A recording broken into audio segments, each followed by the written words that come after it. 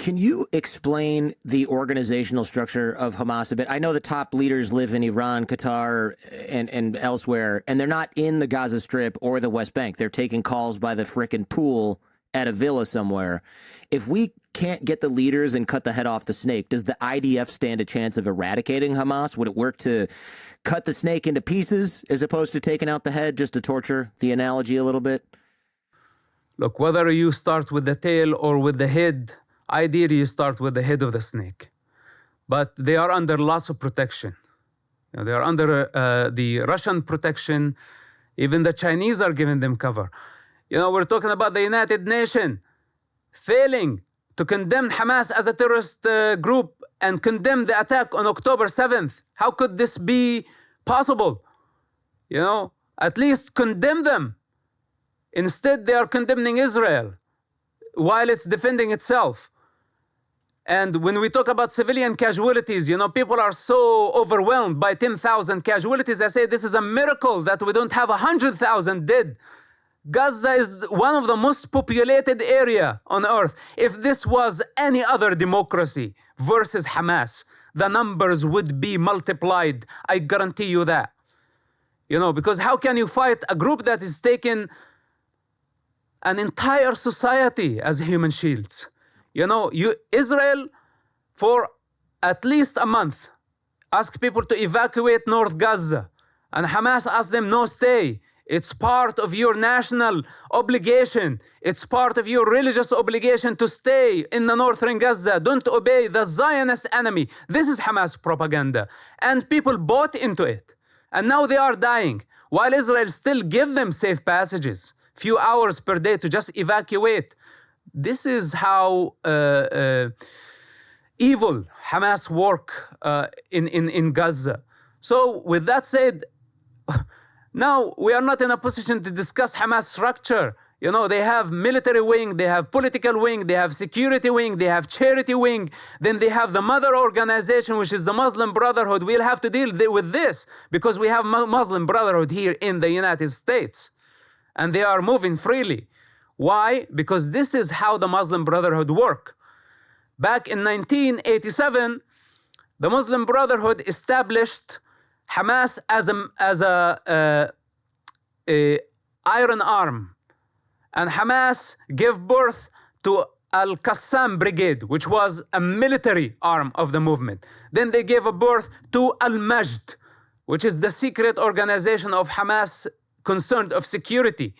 So layer upon layer upon layer, and you and I, we can go into Hamas rabbit hole, for the next 100 years. We will never be able to figure them out because they are a matrix of evil, because they meant to be sophisticated to this degree, and they activate themselves whenever they want.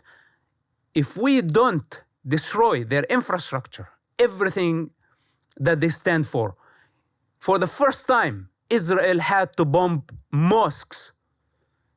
Israel would never bomb a mosque. There are mosques that they're older than the state of establishment of the state of Israel. In Yafo, in Tel Aviv, you see those mosques. Israel kept them. It's a heritage. Israel respect culture, did not have a problem with culture. But today, because Hamas stronghold in Gaza is operating out of mosques, operating out of hospitals, operating out of schools. They build in their bunkers, their tunnels, their offensive tunnels under hospitals. How can you deal with such an enemy? All these people who are protesting, I say, hey, give us an alternative. If you were in the same situation, what would you do? We are not choosing between excellent and better, or between bad and good. We are choosing between bad and worse. Mm-hmm. Do you think we'll see terrorism in the West as a result of this conflict? I know Hamas has operatives overseas. I don't know if they're significant numbers, but where I grew up in Michigan, Dearborn, Michigan, which has a huge population of Middle Eastern folks, mostly, normal American folks, immigrants, there were people there who bragged about being in Hamas when I was a teenager. My cousin's in Hamas. Do you know what Hamas is? And I remember going to one kid's house and they had weapons in the house. Now I think about it, I should have reported that guy to the FBI, but I was, 15 years old. And my dad's colleague, my dad worked at Ford, and the FBI raided his office one day because one of his colleagues was sending night vision goggles to Lebanon and to I think Gaza, or at least the West Bank, something with Hamas in the 90s. And he ended up, the FBI ended up taking the computers and everything out of the office. So they operate overseas. Are you worried about that at all, just from a personal safety perspective? Look, Hamas is already here. And Hamas already here as hatred ideology. Because many of the angry people, like yesterday, as I leave the United Nations Security Council, on my way back, there was a mob calling, calling free Palestine, etc. And just the anger. I walk through that mob, and I'm not afraid of the mob my entire life. I've seen the mob form so many times in so many societies. It's all of the same freaking kind. Wherever you see a mob, people angry, projecting their hatred on a certain cause, especially overseas cause, be wary of these people because they're of the same nature. I don't want to say savages, but we had some terrorist attacks here, mass shootings everywhere.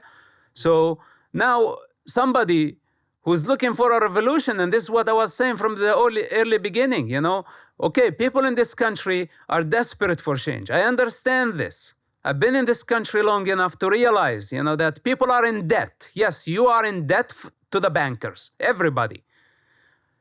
But the way towards change in a civilized culture is through dialogue, through peaceful protest, not tearing down, some posters that referring to kidnapped children and infants to bring to the world's attention that we have a hostage situation, that we all need to be united in the face of such an evil.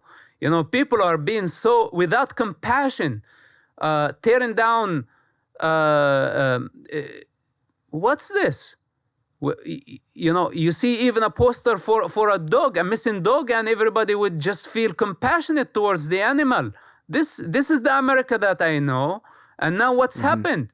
That we lost our compassion, and just everybody who's got an issue with the government, with the bankers, with the establishment, with the Zionists, with whatever, all hypothetical entities that they're non-existence, and people just all of a sudden united in their hatred. Everybody has a different reason. So with that said, if this is the reality, if this is what we are facing, then we're talking about a mob. And this is not a civilized society. And if we go farther, yes, it could turn into violence. Okay? Because the war is not over, and I don't know how long it's going to take. And nobody has the perfect solution. Not the United Nations, not intelligence services, and most certainly not the idiots on the streets.